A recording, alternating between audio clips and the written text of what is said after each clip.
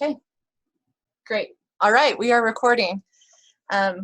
Welcome to the webinar. This is on how to both apply for the program as well as to learn more about what it is. So some of you have seen these materials when we came in January and talked with the CED group, and I've tried to update them so they're a little bit new with some details, and especially some new details about what you'll be involved with. I know that was a question before, so we'll work through that. My thought is we'll take about a half an hour to go through just an overview of what we're doing, and then I have the program application up, and I'll walk through an example of how I would apply for the program. At any point, feel free to stop and ask questions. This is a pretty small group, so there's no problem with that. Otherwise, we will have questions at the end. Oh, let's start with some. Yes, Shelley. Well, I just want to admit, I invited some people that I know that I talked to about it after in service. Mm-hmm. I'm not sure if they're able to get on today or not, but I guess I was wondering if that was right or not. Was I supposed to do that? Yeah, that's awesome. No, that's totally great. Like as many people as we can, and we're recording this and then we'll post it on the website, so anyone can watch it and get details, or they can call us and talk to us. But thank you. That's actually super helpful. Thank you for inviting other people. Yeah, no problem. Thanks. Before we get going, are there any other questions, issues, ideas? No? Okay, then we'll start. So I've met all of you. You've met me. I'm Cass Dorius. I'm in the Human Development and Family Studies program here at Iowa State, and I am helping to run this Data Science for the Public Good program. And the real focus of today is to think about what is data science for the public good, and why does it need to be done? So the Community Matters highlighted this work, and this is particularly the work of Chris Seeger, where he did the geospatial mapping of Marshalltown. We'll talk about that in a little bit, but this project was a really fun pilot to think about our Data Science for the Public Good program and what we want to be doing this summer when we invite all of these kids to campus to really learn more about how they can help communities. So Data Science for the Public Good is the Young Scholars Program. It's an immersive summer program. It will be all day for 10 weeks, and it will engage students throughout Iowa from the Regents universities, and we'll be working to create, to help develop solutions for local and state government around the issues that they find most pressing and important. And we are part of a 3-state network with Virginia, Iowa, and Oregon, and we're working with 5 universities across those states. And the reason that we're doing this is there are lots and lots of questions that can be answered by data that aren't being addressed right now. So small towns, especially rural towns, as well as large cities, have access to lots of data, mountains of data that is often collected in the daily life of the residents. And we want to help figure out how to use that data and use the expertise of communities to address really pressing problems. And I can tell you that the reason that I'm involved and a lot of the people on our team are involved is we just firmly believe in the land-grant mission. And we're committed to supporting Iowa communities to make better decisions using their own data and their own expertise. And we need your help. So as part of this goal, we're working with USDA and the Gates Foundation, and we want to find a way to really embed cooperative extension and outreach into our program and in our process. And this is something that, you know, from the very beginning, John Lawrence has been a big advocate of this. He wrote us letters of support for the grant. He sits on our advisory board. Chad Higgins and Gary Taylor and Chris Seeger are all co-PIs on these different grants with us. You know, it's just this thing that we've known that we want extension to be able to meet community needs in a new way, and this is one new pilot for trying to get this done, and we think it has very both a rich history to draw on in terms of engaged scholarship, as well as a really strong need in communities that we can meet together. Given our Gates funding, we're really interested in issues around economic mobility and success as well, and that can be broadly defined, you know, whether that's housing or transportation or childcare or any of those big 5 issues that came out in the listening sessions with Dr. Lawrence about 18 months ago. All of those things are going to be tied to economic mobility and success. So the potential impact and expected outcomes, we see these kind of going across two different areas. On the one hand, right in the here and now, the DSPG program is going to help us create a two-way pipeline to give cooperative extension professionals and local leaders, a direct link to the best data science that our university has to offer, both the methods and the analyses, and we're going to help towns create better local data flows. In the long term, one of the reasons that the USDA and cooperative extension in general has been so excited about this is they see that this demand for highly trained data scientists is just growing, and they don't want rural places to be left behind. And so through this program, we're going to be helping rural communities build capacity for data science as they move forward. We're also going to be helping our institution make stronger links to our communities, particularly our rural communities. And we're also training this new generation workforce, not just in how to do data science, which they're going to do either way, but how to do data science and apply it to communities. And that's something we're really excited about.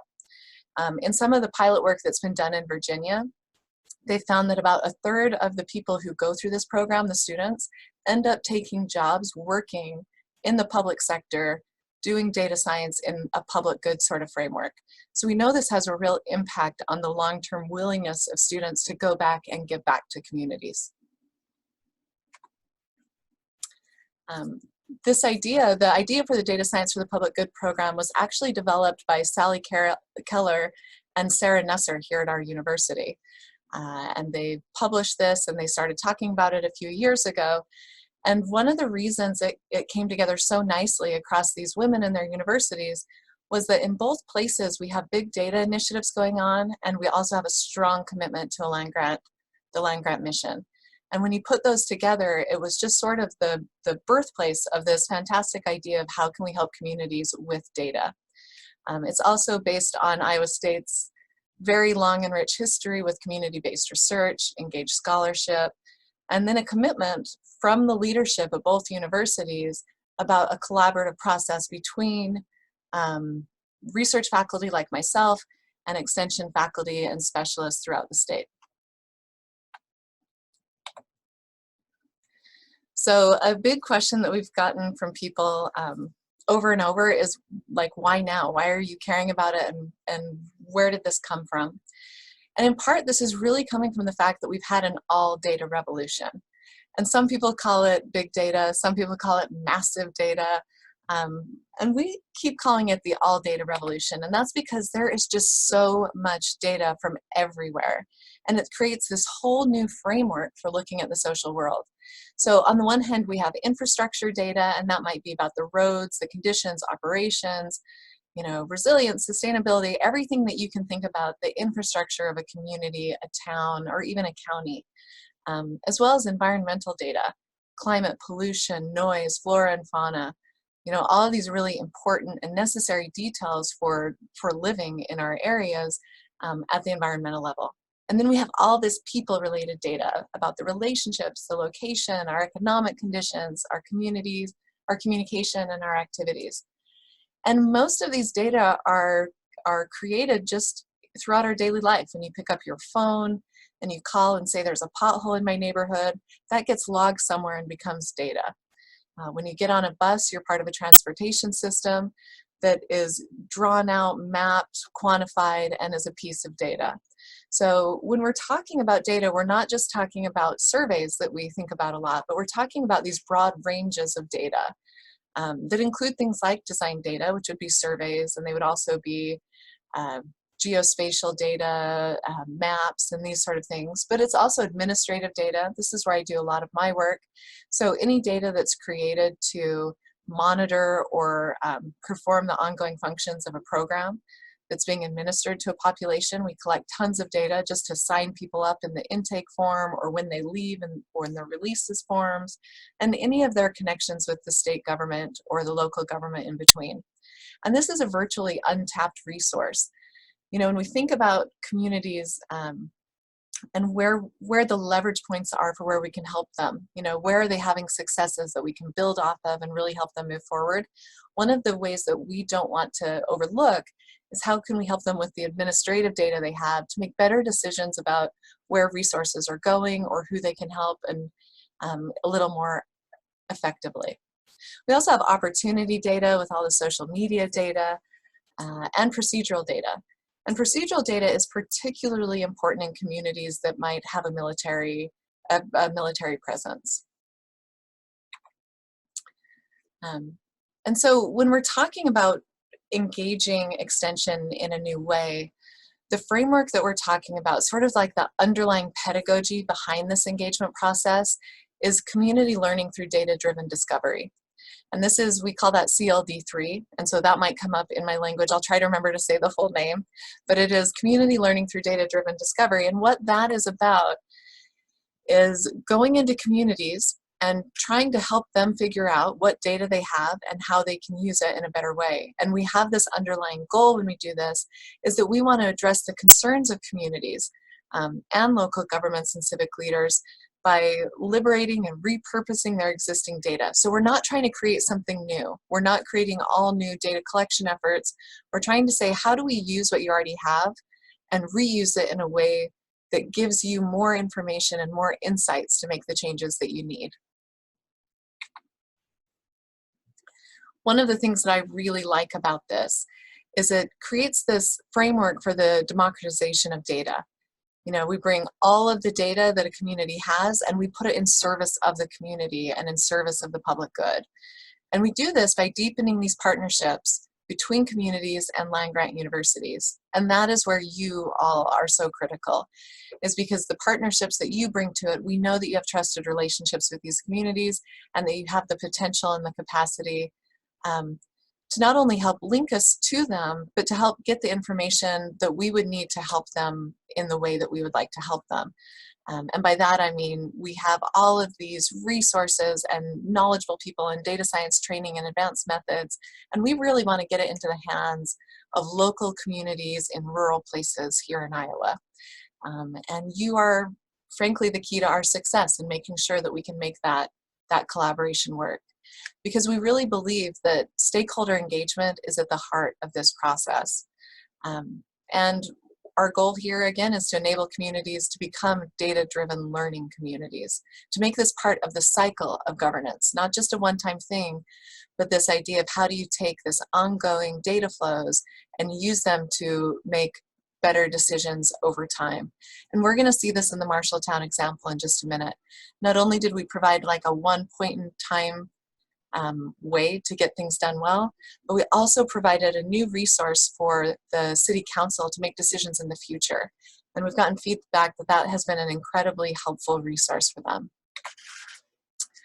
So I've said this a few times, I keep hinting at it, but partnerships are really key to our data science model. And this is what you're seeing here on the right hand of the screen. This is the CLD3 model in action. So it has these main components. First, you discover data. And so when we say data discovery, this is the part of the process where you engage community leaders and you identify their core issues. And then you formulate questions that you might want to answer. And you think about the data that they would have. And then we work together with, we're all working together, and we bring that data in and we integrate it and we clean it and we profile it. And then we might go back to the community and ask them some more questions and get some more details. And then we're going to create measures and evaluation and really work this data to try and pinpoint answers that are useful based on the questions that the community have. And then we get a chance to redirect it, where we communicate all of these results and disseminate it back to communities. We want to share these results with everyone. So as we think about where extension and outreach comes into this process, they come in, and you all come in three really important ways. That we're hoping to engage extension in helping us go through the data discovery process. This is like a formal workshop we will train you in. You won't be doing this alone. We'll go through it. It's actually really fun to go through this process. We'll train you in how to do it, and you'll have one more tool in your toolkit. We'll also talk about how can we inspire communities to act. And the example I like to give is in Allegheny County, Pennsylvania. They have this phenomenal data resource that they've been building for several years, almost 20 years now. And in their data resource, they've made a commitment as a county, and they say whenever we take on a new project, whenever they take on a big data science project like the ones that we're thinking about for the summers, they commit that they won't take it on unless they're willing to act based on the results that they get. And so when they go and undertake these and then they act, they turn out to find new ways to inform policy, to inform intervention, and to inform programming. And so this is one of the things that we want to talk to communities about. Like, we are really excited to go work with them. And when we provide data back to them and try to give them insights on what to do, we also want to help them think about how they could use this in an action-oriented way. You know, we want data to action, not just data for the sake of data. And as part of that, it's the redirecting of this knowledge, which is the third piece that Extension helps with in that communication and dissemination. So when we're asking you to engage, we're asking you to engage in these 3 areas where you see the stars. And you won't do this alone. Again, we will provide training, and we will be there, and our team will be there, and our students will be there. But really, I say CES because that's what we call it, the national level, but Extension and Outreach here at Iowa State, you'll be driving the bus. You will be running the workshops, and we will be supporting you in running the workshop on data discovery. And we will be supporting and helping you if you need it and as you need it, in encouraging the communities to act on this work. So as I mentioned, you know, a big part of this is that we'll have Extension and Outreach professionals work with local leaders to determine what their important issue is that's facing their communities. And I want to pause here for a minute. I know this is a full sentence, but I think this is so exciting. You know, one of the things that I've done over the course of my life is I've worked with communities, I've worked with state governments, I've even done some work in federal statistics. And when I was young, I had a chance to travel and do some kind of development work. And what happens when you do that, and I'm sure you've all seen this, is you go into a community and you say, hey, this is your problem, and then this is your solution. So I see your problem, and I see your solution, and I'm just going to go and do it to you in some ways, instead of going in and asking what people need. And that's what's really different about this CLD3 process that we use, is we go into communities and say, you're the experts, you tell us, what is your pressing problem? And then how can we help you solve that? And so in working together, this is not a top-down bureaucracy where we're pushing ideas onto people, but rather it gets to bubble up from the bottom. And then we scaffold supports and resources from throughout the university to help answer these key questions. But from an extension standpoint, the CLD3 process probably feels ultra familiar. So what has been shared with me by numerous extension professionals is this cooperative extension program planning cycle, where you analyze, you engage, you devise strategies, and then you implement them. And as we think about the data science framework that we're bringing to the table, it fits super nicely within this viewpoint. So we also engage with stakeholders by identifying the issues, identifying the data, going through that data discovery process. And as part of the devising strategies, that's where we're really pounding out the data and figuring out what, both through measurement and analysis, you know, what are the core features that we really want to learn about and know more about. And the reason that there's been so much interest in this from the leadership here at Iowa State, as well as national leadership in extension, is that there's this belief that I totally agree with, that this is a scalable and a sustainable approach for using cooperative extension to address community concerns in novel ways. So the mission of the land-grant university, as we all know, is to enhance the security and social well-being of communities. And you all know how to involve us as university researchers into your process. And it's on our side learning how to better involve and integrate with you. And that's been a really fun part of this project, is learning how to work together to create this community-based engaged scholarship model. When we think back from the beginning of the cooperative extension system, you know, Iowa State has always played a really important role in extension. I think about that seed corn gospel train that the professor created and would travel throughout Iowa on the train car and teach people throughout the state, you know, more about best farming practices and seeds and planting, you know, and it was that model that really became the basis for the cooperative extension system throughout the rest of the country. And here we are again at in this new century, thinking about what will cooperative extension be going forward. And Iowa State, again, has this chance to be the leader and to set the stage for what will happen throughout this whole new century. And I think it's a really exciting opportunity for us all. So a super reasonable question is to say, this might all sound great and grand, but why in the world would we think this would work? And we'll give you a couple examples. And the one that happened right here in our own backyard was our team created the Marshalltown pilot that just got finished last year. Now, Marshalltown is about 27,000 people. It's in central Iowa. And what we found is the Municipal Transit Authority came and said, we are getting low ridership. People are saying that it's inconvenient to ride, that the bus routes take too long, and it's making it really difficult to get the medical services we need, to get to work, to get to school, and it's a serious problem. So the mayor of Marshalltown said, transportation is our #1 issue to solve in 2017. And he said that the public bus routes hadn't been updated in over a decade, and they needed some additional help in thinking about where should these routes go.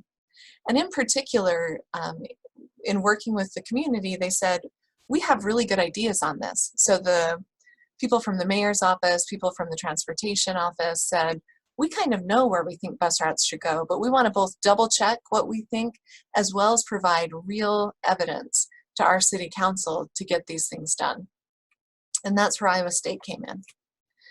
So Chris and his team, I see Sandy's on the phone, way to go Sandy, pulled together some really great data and documented the transportation routes through Marshalltown, including the sidewalk service area, the bus routes and things like that. And then layered on top of those transportation routes, information on the vulnerable populations throughout the city. And kind of the net result of all of this was we know that transportation is crucial to communities, to their mobility, their commerce, their public safety, their community vitality, their economic development, to all of these things.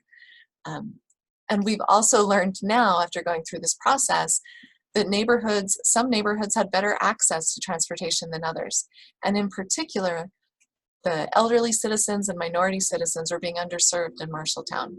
So there was a great need to make the change, and that need was among some of our most vulnerable citizens. So one of the most wonderful things about this is kind of that action phase that I talked about before, is that Marshalltown was committed and ready to act. So the map identified locations where new bus routes were, and Marshalltown put those bus routes into effect. You know, we had a chance to meet with Kevin on this. He's on the far left of this picture. And he said, you know, I already knew kind of that this is where we would want things. I drive around the city all the time. I think about this all the time. And I kind of knew that there was stuff missing and we'd probably want it in this area. But what I didn't have were the charts and the graphs and the figures and the things that I could take to the city council to get them on board. So by giving him these resources, he was able to go and take all of the really great ideas that he already had and translate them into action by sharing that data with some of the decision makers.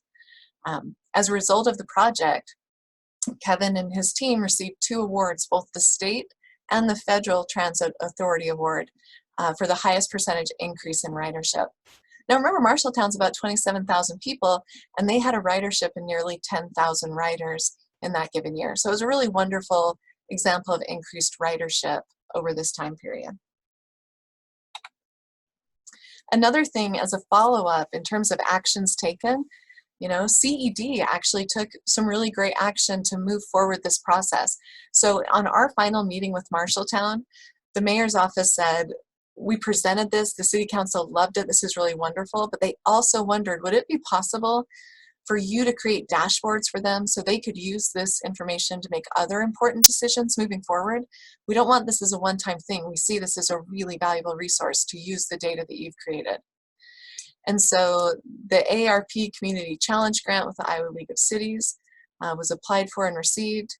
CED took action here. They got these additional funds to go back and support Marshalltown, and they created this data-driven decision-making dashboard on the homepage of on the website for Marshalltown that let citizens and community leaders and city councils and chamber of commerces go in and look up data about their own city. So as a result of this, we were better able to use data science not only to help address this pressing issue on transportation, but now more globally to help the community support the work of the community in other areas. And that is kind of that short-term, long-term process that we're talking about with DSPG. We might be coming in to do a 10-week program, but we're trying to build an infrastructure that continues to support communities over time. We are really committed to these communities as well. So it's not just a one-and-done idea for us. We live and work in Iowa. We care about our state, and we want to find ways to help build and scaffold a really long-term sustainable infrastructure. So another great example is Giles County. And John, you were at this last call, and I have to say, I filled in information based on some questions you asked there. So if you still have questions at the end of this, be sure to ask me, but I hope that this kind of captures a little bit more of some of those questions you came up with before. So Giles County is pretty small. It's about 17,000 residents, predominantly white. And between 2008 and 2016, there was this massive increase in the amount of funds that had to go to help reactive services. And at 2015, it hit a point that 61% of the county's budget, operating budget, was going to reactive services like emergency management calls and things like this. And so the county created a team that was focused with the local government, community stakeholders, and cooperative extension. And this is, I love this example because cooperative extension was there from the beginning, and they were invited to be part of this process at the get-go. And they ran this data discovery workshop, and they said, what reactive services are you using? Because then we should use that data as we're trying to understand the problem. So they got the court data, the circuit court, the jail, community service, the day reports, the 911 calls, animal control, assaults, breaking and entering, civil disturbances, domestic problems. I'm going into detail here because I'm hoping that you all want to take on a project and you're thinking, what do you mean by data? So I'm giving you examples of the sort of data that they came up with. In fact, the Department of Social Services also provided data on some emergency removals. Now, not at the individual level, but kind of at these global levels, foster care placements, investigations, and service cases. And when all of this data was gone through, they found that the most useful data that they really capitalized in this process was on the reactive services, and they linked them to geographies. So this map on the left that you see shows all of the reactive service requests for the prior year in 2014. And the bar height is the number of service requests at that location. So when you look at this, you can see right off, some of those bars are super high, meaning there are a lot of 911 calls that are going to a very small location. And in fact, 1% of the locations in the county utilize 25% of the services, and 5% of the locations utilize 55% of the services. So what they found was that there was just these geographic pockets that were really needing a lot of the service and time.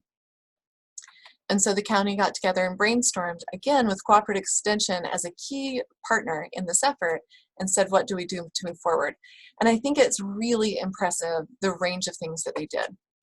So they had this map that identified clusters, and they created this new group called Focus on Families Utilizing Services. And they worked on, they created a center, a county day reporter center. So they found that these areas were also linked to people coming out of jail or prison. And so they tried to create an alternative to the incarceration. They also created an inmate work program. And through these two processes, they increased 15,000 hours of community service over the 2 years, 31% reduction in recidivism rates. They worked with TANF on the TANF work program. They had a 44% reduction in families on TANF in these areas. They created a summer youth work program that involved 50 students and over 90 businesses. They tried to enhance access to kindergarten or to preschool, and they added new slots that were available, particularly around those geographies. And then they said, what we need kids in these areas to have better access to college. And so they got 81 new students enrolled from those geographic hotspots. And one of the things that was really cool is that Extension said, the Virginia Extension System with Mike Lambert, over there said, this is just so amazing. Let's see if we can do this in other places in the state. And now they're working on this program in the southwest area of the state as well. So what I had mentioned in our last time together is there was such a dramatic decrease in the reactive services for the county that they were forced to do an outside audit. They thought something was wrong with their books, that they had such a tremendous impact over this time that they had to go and get an outside audit person to come in and say, nope, that's right. It was actually correct that you had this just dramatic increase in your reactive services. And that was largely because we were able to take, and we as our kind of DSPG family, they were able to help use data, and it didn't stop there. The data doesn't do anything. It's the people acting around it to implement it and to act in those really meaningful ways. And extension was really phenomenal as part of this process. Ooh, before I go, John, I do want to pause for a minute. Does that help when you were asking what did they do and how did they do that? A little bit, yeah. I feel like we're going to have more questions at the end of this again on that. No, I mean, I understand, yes, I understand what they did, and I understand the programs that they implemented. Mm-hmm. I think what bothers me some is the framing behind what a reactive service is versus a core service, or I think just calling it a reactive service, and it still seems like there's a heavy correlation to communities that are suffering in poverty, right? Mm-hmm. So I understand wanting to restructure how programs get delivered to improve use and access. That makes sense. There's a larger sort of argument here about communities are poor. Why are they poor? Absolutely. So anyway, but that's not this discussion. Yeah. No, but I understand what you're saying in terms of, so I'm trained as a sociologist and demographer, but this idea of the structural concerns that really matter and the stigmatizing language. So that issue of reactive services is actually the state level naming for what those services are. But I totally see what you're saying here. I'm looking at your face and not the camera, but this is me looking directly at you. And okay, that's a great point. And frankly, that's one of the reasons we need extension as part of this process, right? We need those voices saying things like this and kind of shaking up the system in different ways. The voices of the people who live and work in Iowa, the voices of extension to support these communities and these people. I find that a really important part of the process. So I value that and appreciate you sharing. Okay, so as we're thinking about the CLD3, the goal here is not just to do it in Iowa, not just to do it one time this summer. The goal is to work with extension throughout the country to create this national movement that helps local governments make better decisions using their own data. And this was originally prepared for, some of these slides were prepared for and given at the national level to cooperative extension, and talking about this will provide better ways to connect with local government. So this training that we want to do in the CLD3 process, that community learning through data-driven discovery, can kind of be something that extension owns and does in the future. And it can help enhance the current cooperative extension situational analysis and the programming reports. It can help infuse new resources and ideas into the engaged scholarship models. And it can help to create and curate processes over time to support better data discovery, better sharing, access, analytics, all of these sort of things that might help communities moving forward.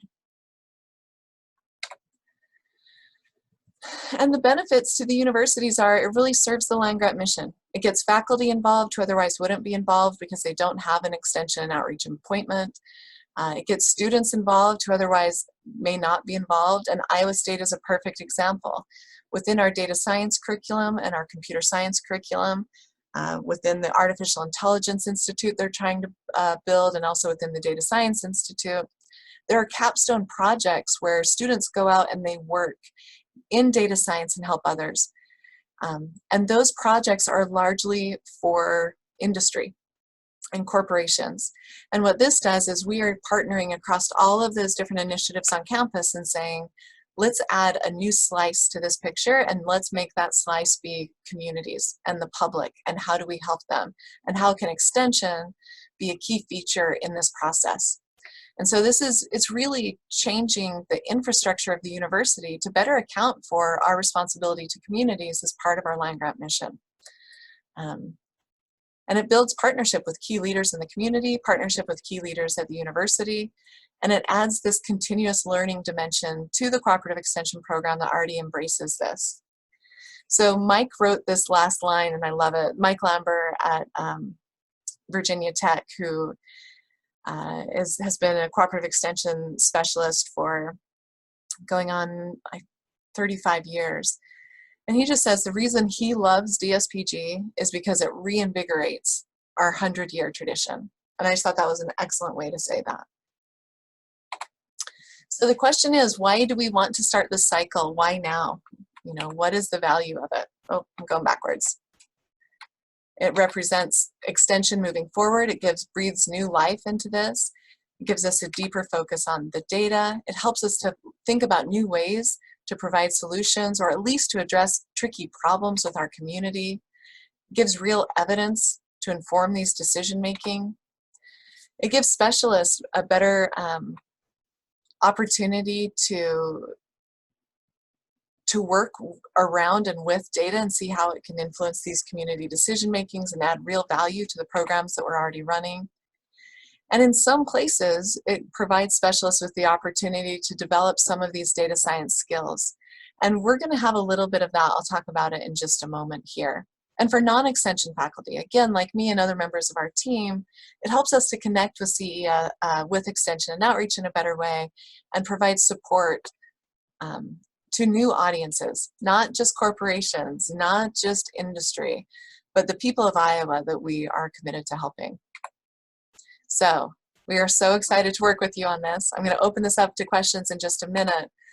But if you are interested, let me share the next steps, which would be let us know. Let us know how we can help you fill this out and what to do. We'll ask you to complete an application. After we answer questions, I'll actually work through an example and complete an application, and then we can ask questions again. But I want to give you some idea of what you can look forward to as part of DSPG. So if you work with us and champion a community project this summer, you will receive training on the data discovery process.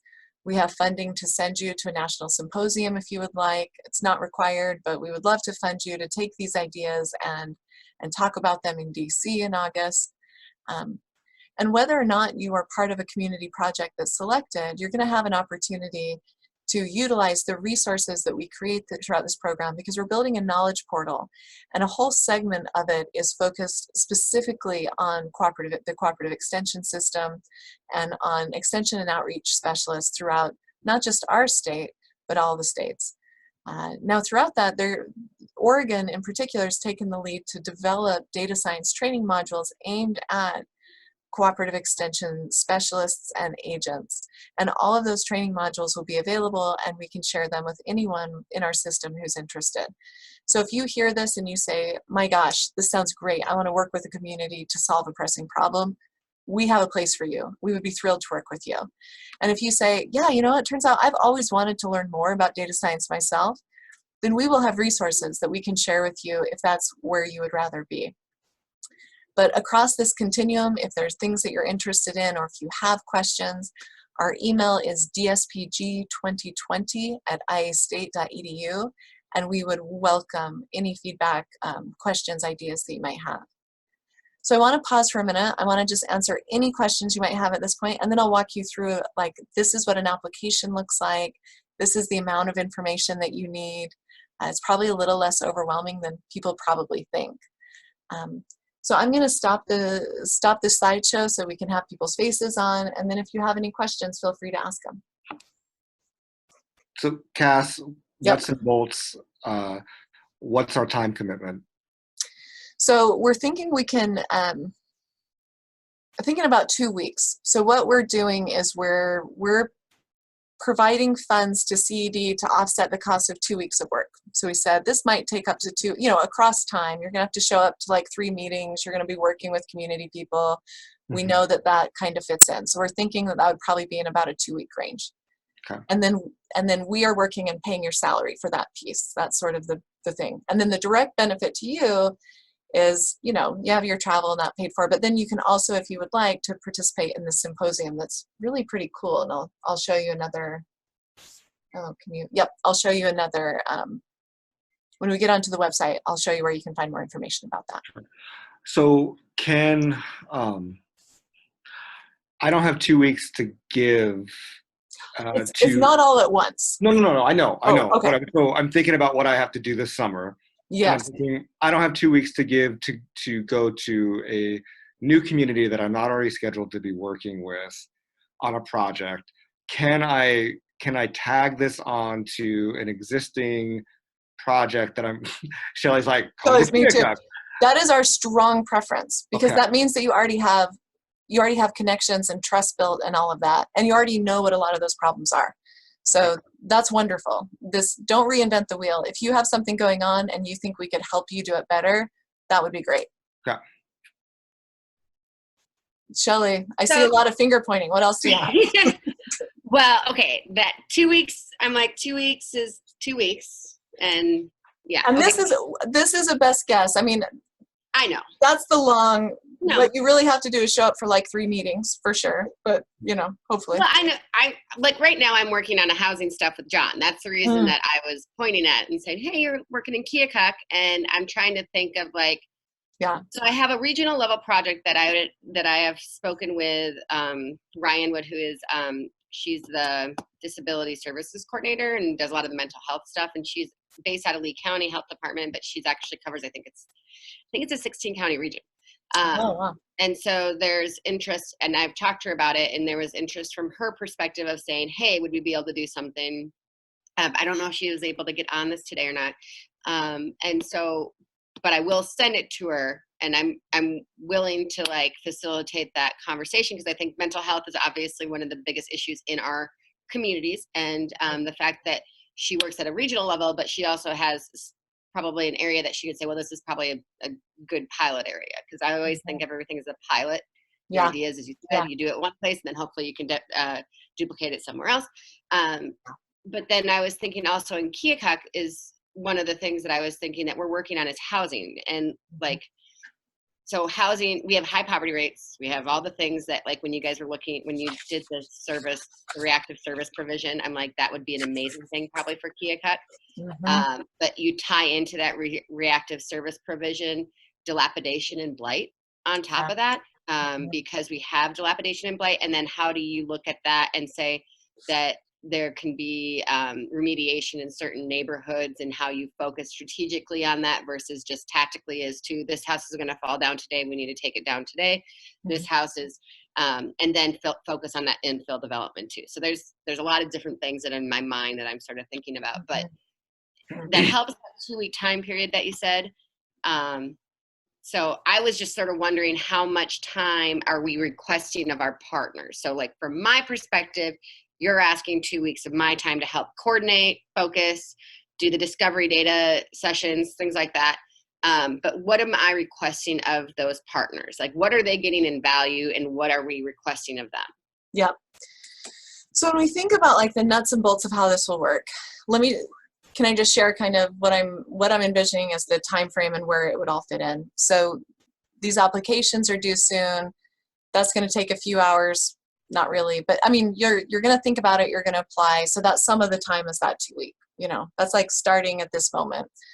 And then that goes into it and you're thinking about it. And then we interview you and we say, Shelly, this housing idea sounds amazing. Let's talk about it a little more. Let's refine it. Is this really what you want? Are they on board? Are you on board? Is this something that everyone's committed to? Great. So that's a little bit of time, to have that conversation. And then the training of how to do the data discovery workshop, I think, is probably 3 hours to say, this is what we do and this is why it's important. And then you go and do the workshop, and we show up with you, and our team shows up with you, and we're there to help facilitate. but you're running it because, you know, you are the trusted partner in that community and you have all of this key information about the housing. And so then you run through that workshop and that's some of your time, but they're also there. So in two of those elements, you know, in order to apply, you're going to the person that you know who's doing housing in the community and you're saying, is this something you'd be interested? So that's like a touch point with them. And then they would have to be there for that workshop as well to provide information. At the conclusion of that workshop, we'll have brainstormed all of these data ideas and we'll have set criteria for like what would actually be reasonable or not. And then their level of commitment is they're going to help us try to actually find that data. Now we'll process it, we'll do all of the intake and things like that, but we need partners who are willing to provide, you know, because we're not collecting new information, we're trying to use what they have. Part of this is to build this as a sustainable resource for the community. We're hoping for community partners that are excited about it too and are saying, yeah, we'll look into and share our data with you. And then you guys clean it and do all your magic and do all that. But we have to have someone who's there and sharing and helpful in that data part of the process. That's their big part of the process. We might have questions for them as we go through it. Does this mean what we think it means? Kind of member checks on it. But then on our end, then we'll just work on it for a while. And then we will come back with all of our results and they'll need to show up for that session too. But kind of fundamentally, those are just sort of the nitpicky, you have to show up a few times and engage. But what we really care about is that they've identified a problem that matters and they're willing to take action if we provide data that is relevant and timely and useful. Now, if we don't, they shouldn't act on it. But if we can give them something good, are they actually in a position that they want to move forward? Like Marshalltown was primed to move forward. They said, we have a problem, we want to change. And that's really what we're looking for. So that's not a time commitment, that's more of a mental commitment. Like, if we help and engage here, is this something that you're actually a willing partner to participate and you want to use that to move forward? So I feel like that is what we're really asking for in terms of the partnership, is someone who's committed, who can show up to those 2, maybe 3 meetings, who can help us find data, and who will work with us to translate the findings to action. Now that might be on the back end and that might be later, but it's actually an important part of the process, that we're not just analyzing data for data's sake, you know, and so we want a partner who's part of that. If you were to count that in hours, that might be 10 or 20 hours. You know, you could probably get it done in not a lot of time. But that commitment level on the back end, that's what I'm not, you know, what are they willing to do? And like in Marshalltown, it's something that they already wanted to do. So we just wanted to ride that train with them. But they're steering, you know, we're only supporting. Did that answer the question? And what we give them is really valuable key information that they otherwise wouldn't get. These research studies, you know, even to run this program is quite expensive because we're paying for all the students' time and the faculty time and the training and creating all the modules, and they're getting all of that for free, and they're getting the results of the labor. So, you know, they're probably getting, I would guess, each community is getting between 50 and 100,000. We'd have to estimate it out of actual labor and work and product, and they're getting that for free. So that's what they get. Mm-hmm. Yeah. Okay. Well, I appreciate that, Cass. I just think, I mean, I definitely know that there's a few different projects that would be really cool to do. It's just that I always have to sort of leverage how much is that commitment versus the value that you're providing, and how much time do I have to, so. Yeah, and when we did that 2 weeks, so you just heard that whole process from beginning to end, and you saw when you intersected. That also could take much less time than 2 weeks, but this was Gary and I going through and saying, what is, like, we don't want to overcommit you, and we, you know, what is reasonable? So that was on the continuum of the amount of time. We don't expect it shouldn't exceed 2 weeks. It should be less, but so that's why we're paying up to that amount. Well, I was going to say, in our community, I think with the housing stuff that we're doing, I literally today, I've gotten a dozen plus people on a housing steering committee to focus on doing the rural housing readiness assessment with John's group.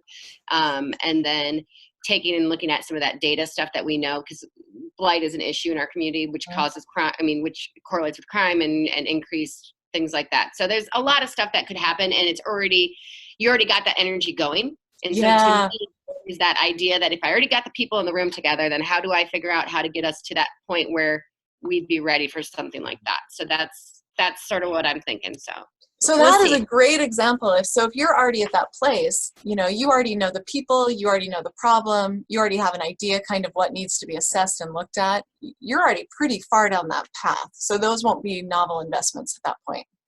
Yeah.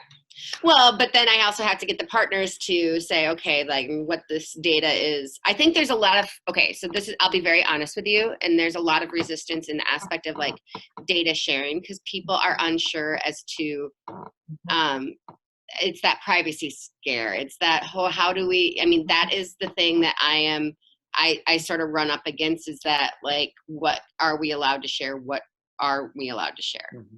And that is not just you. That is like a super common issue. So I've been working for the last 3 years with state agencies, with the directors from each of the agencies to create an integrated data system where they share across. And that idea of what do you share and how do you share from the directors to the people in the communities who are running programs is a consistent concern that hits at every line across. And then that level that you just said so well, like there's also confusion about what can you legally and what can't you and what that is. So we will work through that with people. That is something that we've done so often and so much that we're not anxious about it at all. We understand that that's part of the process. We will make it as painless as possible. Yeah. And because these are not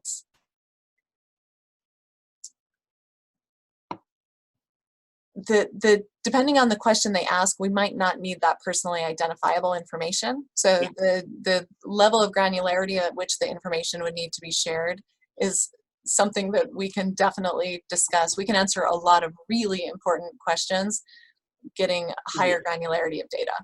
So I think would be something that would be an interesting idea, the way you could pull the school district into this, because we do have like we have a lot of single family houses that are doubling and tripling up in homes, is if you can take that sort of information, if you get, reactive services data and you have the housing data of like the quality of those things. And then you can also look at transportation data about where we have areas that have multifamilies and single family homes, and being able to say, okay, so this is some of the things that are going on then. Is this, making some of those stories where you can see, okay, so this is the story in our community that this is leading to these issues, and this is something that we need to address. That means, like how do we help address those issues?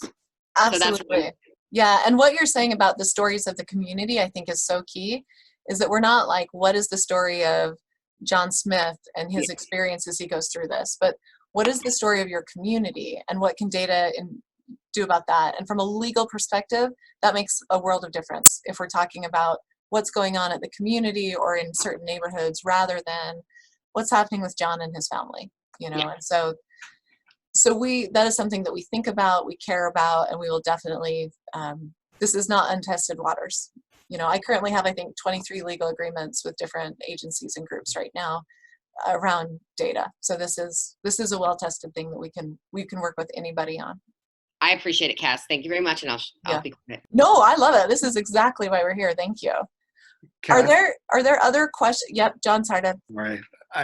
So again, thinking from the participating community perspective, there are going to be upfront questions about what do you mean by data and what kind of data do you want us to find? Yep. So there's a question, you'll see it on the form that's like, what kind of data do you have? One of the reasons I'm here is to be like, don't freak out when you see that question. That is to just like get a general like starting point to get the ball rolling, but we will do a whole facilitated workshop to help narrow that down. But data can be anything. Data can be, in Marshalltown, it was extreme. They gave like PDFs of stuff rather than actual digitized data, so data can be, so it can be lots of things. It doesn't need to be in a spreadsheet. It doesn't need to be like in a great system. It can be something that's in the filing cabinet. Maybe it is something that we have in real time and it gets collected, and wouldn't that be a wonderful world? But that is not the anticipation. The anticipation is that we'll find lots of different data pieces. One thing in terms of legal agreements for both this question and linking back to what Shelley asked is at the community level.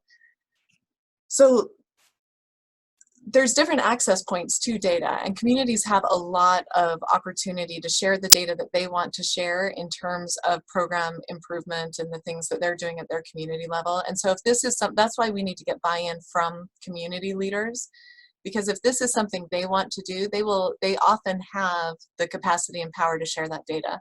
In fact, in the public health realm, at aggregations at the county or lower, there's a lot of flexibility to share. And if I want that same information about your county, but I ask for it at the state level, I'll have to get a legal agreement in place, because there are different statutes and regulations that allow communities and counties to share data that the state cannot. So that will also come into play, and we can talk with them about what that data is. I mean, the people I talk to are just swimming in data. They don't do anything with it. They don't know what to do, but they have tons of administrative data. So when we talk to them, we'll likely get some ideas.